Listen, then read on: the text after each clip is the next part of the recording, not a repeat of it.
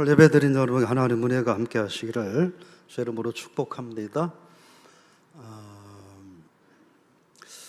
오늘 주일에 유재정 권사님이 생신이시네요. 오늘 사정상 교회 나오지는 못하셨는데 권사님 위해서 기도해 주시고 예배 끝나고라도 문자로라도 축하의 인사를 좀 전해 주시기를 바랍니다. 지난주에 이어서 네가 어디 있느냐라는 하나님의 질문, 두 번째 내 이름이 무엇이냐, 이런 제목으로 말씀을 나눠보고자 합니다. 여러분, 이 그림을 한번 좀 보시겠습니까?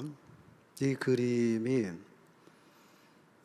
벨기에의 그 화가인 르네 마그리트라는 화가의 그림입니다. 이 그림이 굉장히 유명하다고 그래요. 왜 유명할까 하는 건데, 밑에 있는 글을 보면 여러분 보시기 편하도록 다음 그림을 보면 이렇게 되어 있습니다. 밑에 있는 그림, 그런 뜻입니다. 이것은 파이프가 아닙니다. 파이프 하나를 그려 놓았는데 이 그림이 유명하다는 거예요. 근데 왜 유명할까 하는데, 하여튼 유명하대요. 네, 많은 사람들이 이 그림을 보면서 혼란하게 생각한다 그래요.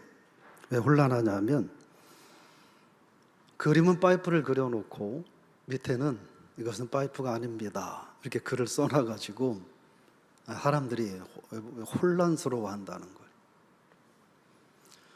그냥 그림은 그림으로 파이프구나 이렇게 보고, 글은 또 파이프가 아니라고 써있네, 이렇게만 그냥 분리해서 보면 별 문제가 없는데, 같은 공간 안에, 여백 안에 그림이 있고 글이 있으니까 우리 사람들은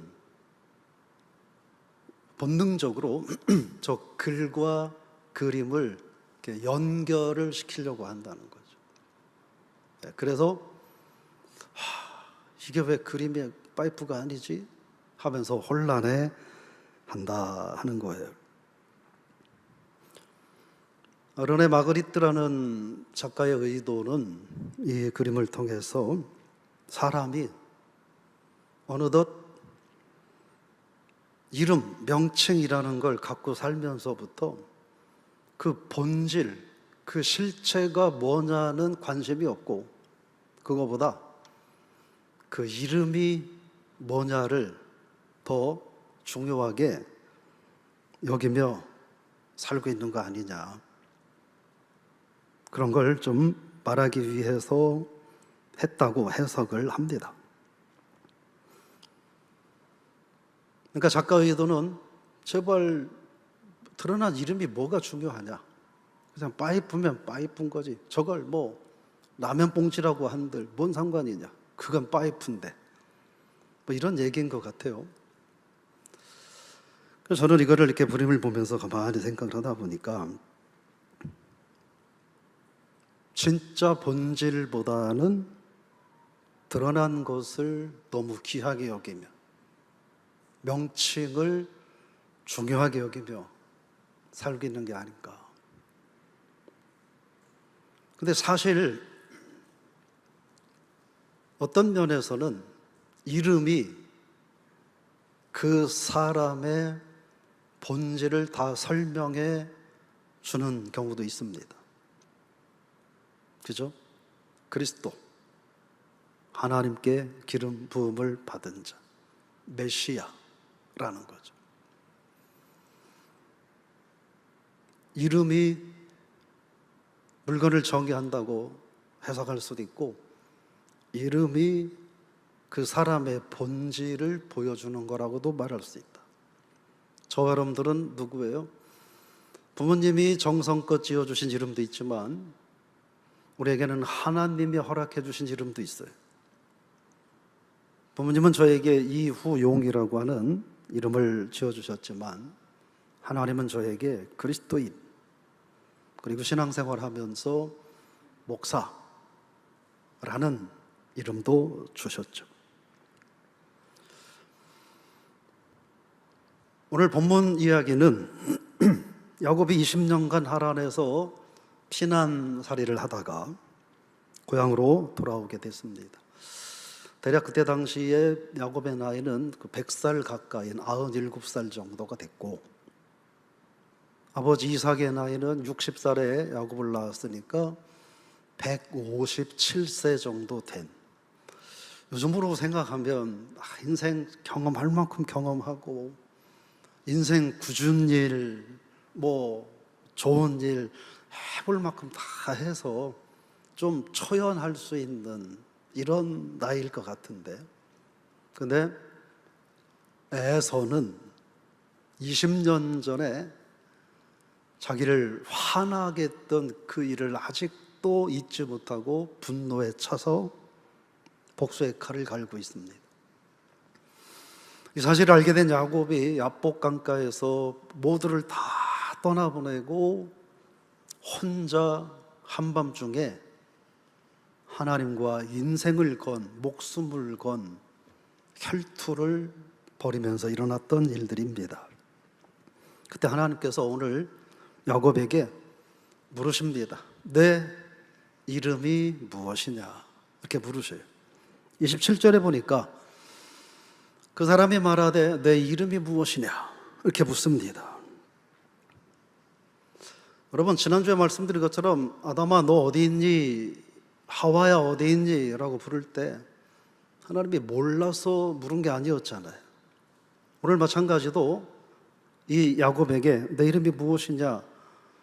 야곱의 이름을 하나님이 몰라서 묻지 않았다는 거죠. 그럼에도 하나님이 물었다고 하는 것은 거기에 뭔가 깊은 의도가 있을 것인데 뭘까? 많은 해석을 할 수 있겠죠. 근데 내 이름이 무엇이냐? 라는 말은 그건 거야. 야, 야곱아, 너 도대체 누구냐? 물어보시는 거예요. 내가 생각하고 있고 내가 너를 세상에 보낼 때 내가 계획한 그 사람이 너 맞냐? 네 정체성이 도대체 뭐냐? 라고 물으시는 거예요. 이 사진을 보시면 이 사람은 디트리트 보네퍼라는 사람인데 히틀러를 대상으로 반나치 운동을 벌이면서 히틀러를 제거하려고 하는 암살 음모를 계획을 꾸렸어요. 목사였는데, 근데 그게 들통이 돼가지고 잡혀서 감옥 생활을 하다가 1943년 4월 9일 39살의 나이로 사형장에서 생을 마감했습니다. 이 사람이 했던 이야기 중에 참 많은 이야기들이 있는데 그 중에 이 디트리트 보네퍼의 성향을 보여줄 수 있는 이야기 중에 하나가 미친 운전자론이에요. 이게 뭐냐면 도심에 차가 하나 나타났어요. 이 차가 도로를 달리지 않고 인도를 들이받고 지나가는 행인들을 들이받고 사람들의 가게를 치고 들어가고, 그래서 막 사람을 죽이고 재물을 망가뜨리고 막 난장판을 만들고 있다는 거예요. 그러면서 보네퍼가 하는 얘기하는 거예요. 여러분, 지금 도심에서 이런 난장판을 벌이기는 이 사람을 어떻게 해야 되겠습니까? 이 사람은 제정신이 아닙니다. 미쳤습니다. 어떻게 해야 될까요? 대답은 하나밖에 없습니다. 죽든 살든 차에 뛰어들어서 이 사람을, 미친 운전자를 끌어내리고 그리고 차를 세워야 됩니다. 이게 보네퍼가 한 유명한 이야기예요. 이 얘기를 들으면서 이 보네퍼 목사의 사상, 그 사람이 어떤 생각을 갖고 있는지 대충 이해가 되시죠? 그가 감옥 생활을 하면서 이 미친 운전자론 하나만 갖고도 이 사람이 어떤 인생관과 가치관을 가지고 살았는지를 알 것 같은데, 그가 감옥 생활하면서 이 디트리트 보네퍼는 내가 누구인가를 계속 고민하며 살았어요. 그래서 사형 집행하기 직전에 감옥 안에서 나는 누구인가라는 긴 글을 남겼는데 다는 어렵고 그중 일부만 제가 발췌해서 읽어드리겠습니다. 화면에 준비되어 있으니까 보시면 돼요. 나는 누구인가? 남들이 말하는 내가 참 나인가? 나 스스로 아는 내가 참 나인가? 새장에 갇힌 새처럼 불안하고 그립고 병약한 나? 목 졸린 사람처럼 숨 쉬려고 버둥거리는 나? 빛깔과 꽃소리에 줄이고 따스한 말과 인정에 목말라 하는 나? 방자함과 사소한 모욕에도 치를 떠는 나? 좋은 일을 학수고대하며 서성거리는 나? 멀리 있는 벗의 신변을 무력하게 걱정하는 나? 기도해도 생각해도 일해도 지쳐서 멍한 나? 풀이 주고 작별을 준비하는 나인데 나는 누구인가? 이것이 나인가? 저것이 나인가? 오늘은 이 사람이고 내일은 저 사람인가? 아니면 둘 다인가? 사람들 앞에서는 허세를 부리고 자신 앞에서는 척박하게 우는 소리 잘하는 겁쟁이인가? 내 속에 남아있는 것은 이미 거둔 승리 앞에서 꽁무니 빼는 폐잔병 같은가? 으스스한 질문이 나를 조롱합니다. 마지막 이렇게 말합니다. 하나님, 내가 누구인지 당신은 아시지 않습니까? 나는 당신의 것입니다. 이렇게 고백합니다. 몇 가지 얘기만 해도 분명히 이 사람은 이런 사람일 것 같다라고 명확한 정체성을 알 수 있을 것 같은데 그 당사자는 스스로 하나님 앞에서 내가 누구인지를 고민하고 결론은 나도 잘 모르겠습니다. 근데 내가 누군지는 하나님은 아시죠. 라고 고백하고 있는 것입니다. 오늘 내 이름이 무엇이냐라고 하는 이 질문은 그런 거예요. 네 이름, 너를 내가 가장 잘 알고 있다라는 말씀을 하시는 거예요. 내가 너를 위대한 일을 위해서, 너를 사용하기 위해서 너를 세상에 보냈는데 너는 왜 그걸 모르고 그렇게 살고 있느냐는 물음인 거예요. 출애굽기 3장 2절에 나오는 말씀처럼 나는 아브라함과 이삭의 하나님 그리고 너의 하나님이라고 내가 내 존재를 천하 만방에 밝혀낼 건데 너는 도대체 어떻게 살고 있느냐 하는 질문인 거죠. 너는 누구냐는 거예요. 또 다른 의미는 너 지금까지 어떻게 살아왔냐라는 물음인 거예요. 우리는 알고 있죠.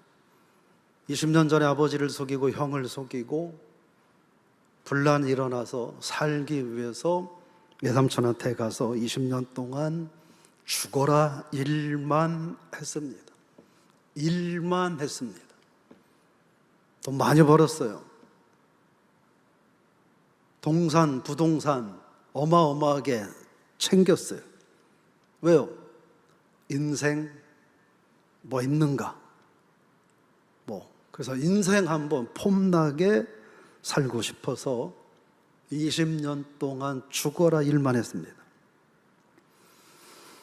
창세기 28장 20절 이하에서 하란을 향하여 도망을 치다가 베델에서 하나님을 만나서 감동하고 감격해서 하나님이 나의 하나님이 되실 겁니다. 그렇게 고백하잖아요. 그리고 또 고백하죠. 뭐라고 고백합니까? 제가 머물렀던 이곳에 하나님의 집을 세울 겁니다. 하나님이 저에게 뭘 허락하시든지 조금도 아까워하지 않고 10분의 1을 하나님 앞에 거뜬 드리겠습니다 라고 20년 전에 약속을 했는데, 인생 폼나게 좀 편안하게 살려고 일을 하다 보니까 그 서원임의 약속은 다 잊어먹었어요. 믿음도 잃어버렸어요. 내 서원도 잃어버렸어요. 내 사명도 잃어버렸어요. 오직 세상 건강하게, 남보다 좀 더 번지르하게 인생 한번 살아보고 싶어서, 그래서 하나님에 대한 생각은 다 잊어버리고 세상의 일만 죽어라 파고들다 보니까 다 잃어버렸던 거죠. 하나님이 야곱을 바라보는 하나님의 눈은 달랐다는 거예요. 하나님은 그렇지 않았다는 거예요. 여러분, 내 이름이 무엇이냐? 라는 물음은 너 도대체 누구냐? 너 그리고 지금까지 어떻게 살았니? 라는 하나님의 질문인 거예요. 혹시 우리도 인생 한번 멋들어지게 살고 싶어서, 기왕이면 아쉬움 없이 살고 싶어서, 입고 싶은 거 다 입고, 먹고 싶은 거 다 먹고, 가고 싶은 데 다 가고, 하고 싶은 거 다 하고, 편안하고 그냥 그렇게 살아보고 싶어서 하나님 앞에 서약했던 소원, 서약하고 결단, 하나님 맡기신 사명이고 뭐고 다 내팽개쳐 버리고 야곱과 같이 멋진 인생을 꿈꾸며 살지는 않으셨습니까? 우리는 구원받은 하나님의 자녀로 세상은 나그네와 같이 잠시 잠깐 머물다가 영원한 하나님 나라에 가서 영생할 사람들인데, 그 신분은 다 잊어먹고 오직 세상의 염려와 근심과 걱정에 사로잡혀서 우리가 야곱처럼 살고 있지는 않는가?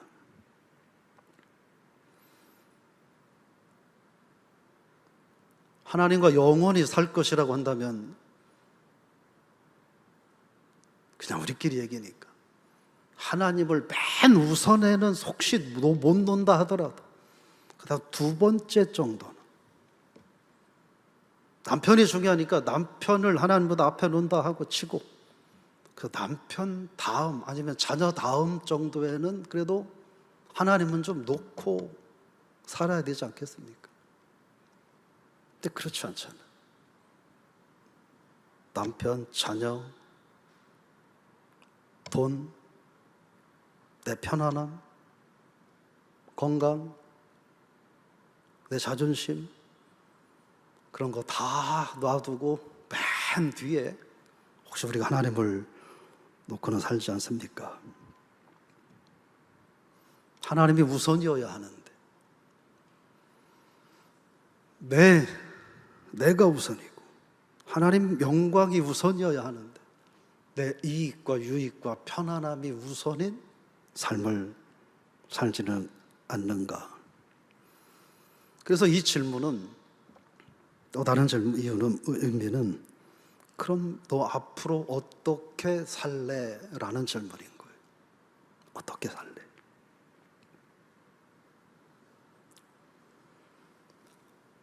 두 번째로 생각하고자 하는 것은, 야곱이 하나님의 질문 앞에 대답합니다. 내 이름은 야곱입니다 라고 고백합니다. 27절에 보니까 내 이름이 뭐냐? 주저하지 않았습니다. 하나님, 저는 야곱입니다. 이 말이 무슨 말일까요? 하나님, 네 이름이 뭐냐고 물으시는 물음 듣고 생각해 보니까요, 하나님, 나 강도네요. 나 사기꾼이었네. 나 거짓말쟁이였네요. 형제를 속이고 아버지를 속이고 삼촌을 속이고 나 자신을 속이고 하나님의 말씀에 거역하고 그렇게 살아왔네요. 하나님 내게 하신 약속을 믿지 못하고 살아왔네요. 하나님 약속을 믿지 않고 살다 보니까 저는 편법적인 삶을 살 수밖에 없었고 불법과 불신앙의 삶을 살 수밖에 없었네요. 하나님을 믿지 못하니까 그래도 살아야 하니까 내 힘만 의지하고 내 방법만 의지하면서 저 살았네요. 저 사기꾼이에요. 저 강도예요. 약탈자예요. 저 도둑놈이에요. 라고 고백하는 거예요. 우리는 야곱입니다라고는 한마디에 하나님 왜 이렇게 통 크게 야곱을 이스라엘이라 하리라, 하나님의 갑자기 기분이 좋아져 갖고 그랬을 거라고 생각하는데 이 고백엔 이유가 있는 거예요. 다 고백하는 거예요. 하나님이 아시고 있는 그 놈이 접니다. 아시면서도 하나님 그래도 징계하지 않고 인내하며 기다려주시고 오늘 또 오셔서 채찍 휘두르지 않으시고 내 이름이 뭐니? 라고 하는 한마디 질문을 통해서 저를 안아주시는 하나님 제가 바로 그 사람입니다 라고 고백하는 거예요. 그래서 그 이름을 고백할 때 하나님께서 아니야, 누가 너를 야곱이래, 이 세상에 어느 누가 너를 강도라고 그래, 누가 너를 사기꾼이라고 그래, 누가 너를 거짓말쟁이라고 그래, 아니야, 너는 세상에서 가장 강한 사람이야. 세상에 너를 상대할 자는 아무도 없어. 왜?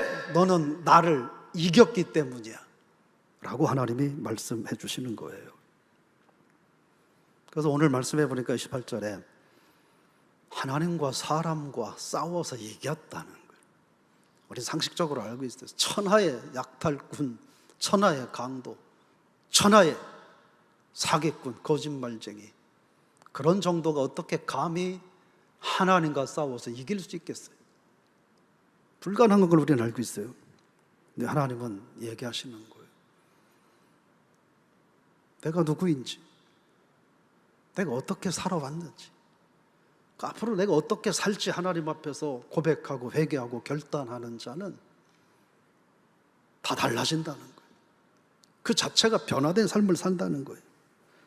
그가 정체성이 달라졌기 때문에 그는 이제 하나님의 자녀라는 거예요. 여러분, 내 방법만 의지하고 내 생각만 앞세우고 세상의 것만 중요하게 여기고 살다니까 나는 이제는 하나님 없이는 도저히 안 되겠습니다라고 하나님 앞에 인생을 맡기고 살아가는 것, 그게 내 이름은 야곱입니다라는 뜻인 거예요. 그 고백을 하나님이 들으시고 앞으로는 절대 어느 누구도 너를 야곱이라 부르지 않을 것이다 선언하시는 거예요. 이런 내 이름은 야곱입니다라고 하는 고백이 있음으로 인하여 하나님이 야곱이 변화됨을 인정하시죠. 변화된 야곱에게 뭐가 됩니까? 우리가 그토록 한 번 정도 경험해 보고 싶은 하나님의 얼굴을 대면하는 분이엘, 이 은혜를 야곱이 경험합니다.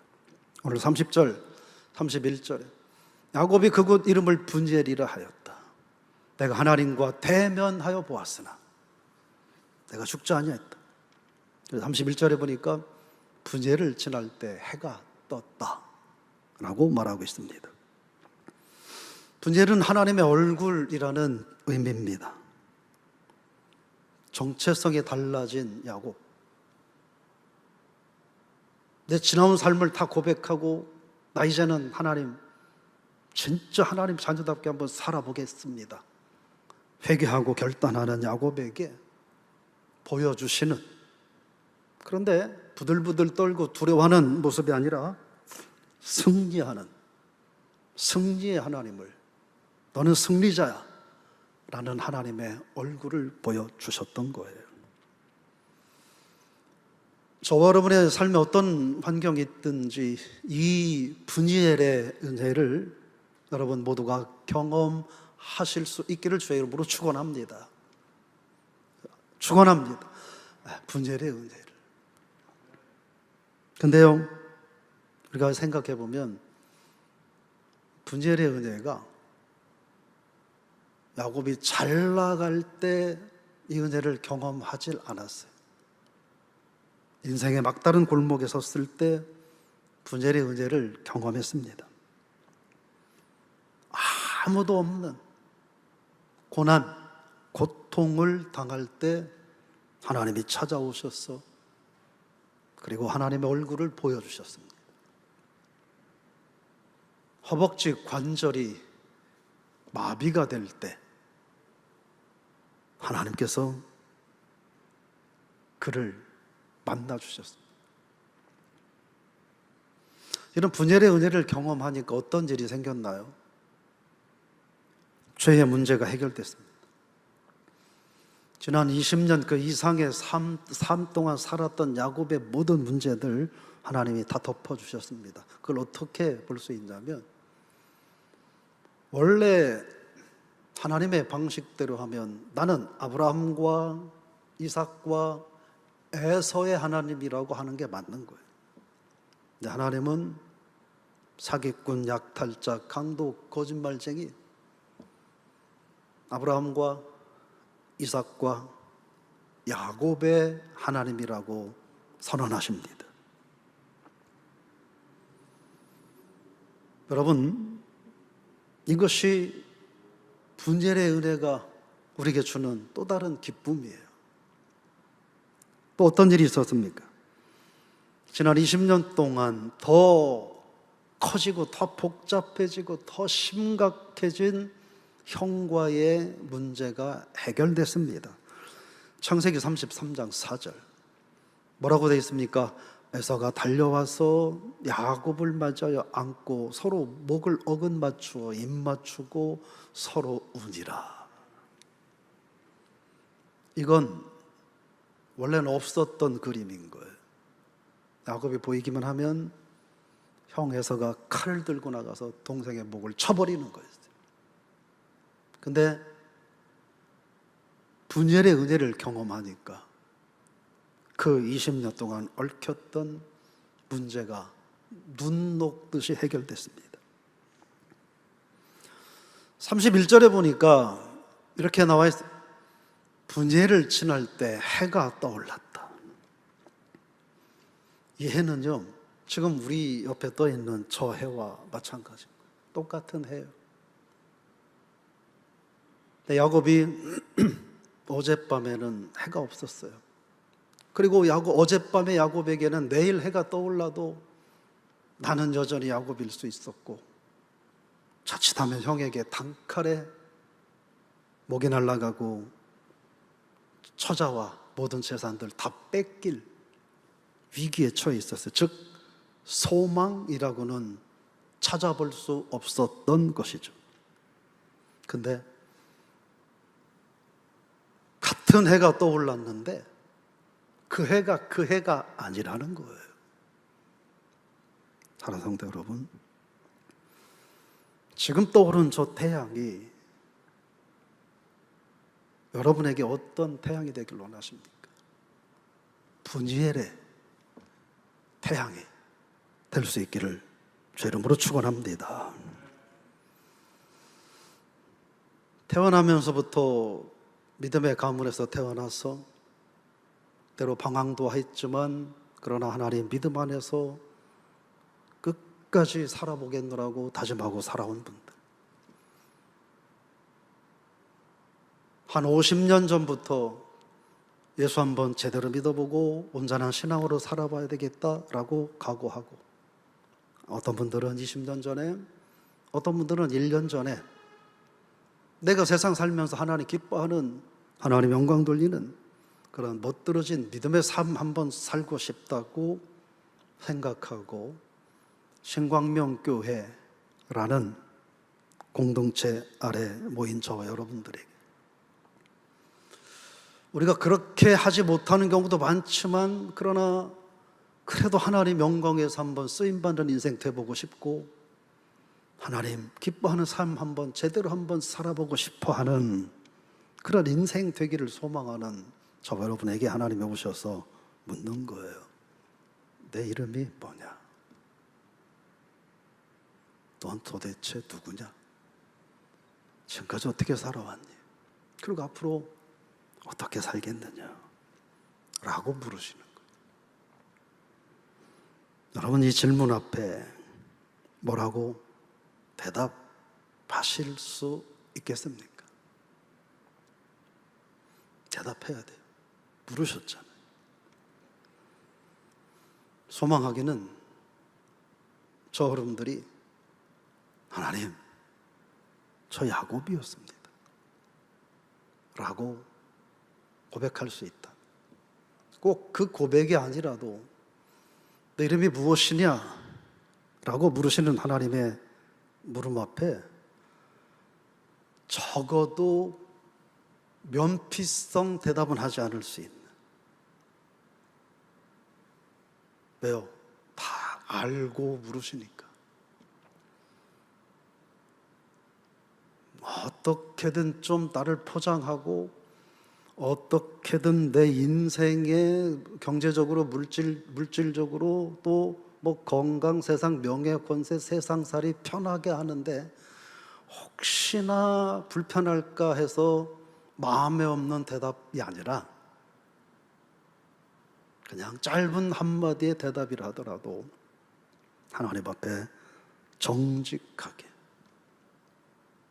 후회 없이 솔직하게 대답할 수 있는 그런 성도님들 되시기를 주의 이름으로 축원합니다. 우리에게 찾아오셔서 내 이름이 무엇이냐 물으시는 물음 앞에서 우리가 어디에 있든 이제껏 어떻게 살아왔든 하나님 앞에 정직하게, 담담하게 대답할 수 있는 신앙인 되게 하여 주옵소서. 예수님의 이름으로 기도드리옵나이다. 아멘. 우리의 영원한 생명 되시는 예수 그리스도의 그 크신 은혜와 독생자를 주기까지 우리를 사랑하신 하나님 아버지의 끝없는 사랑과 지금도 우리와 함께 하시며 너는 거룩한 하나님의 자녀라, 힘을 내라, 내가 도우리라 말씀하시는 성령의 위로, 인도, 교통, 축복하심이 오늘 아침 너 이름이 무엇이냐 하나님 내게 물으신다면 주저함 없이 정직하게, 담담하게 대답할 수 있기를 원하노라. 남은 인생 그렇게 살 수 있기를 원하노라. 기도하고 돌아가는 모든 성도들과 교회 위에 이제부터 영원히 함께 하시기를 간절히 축원하옵나이다. 아멘.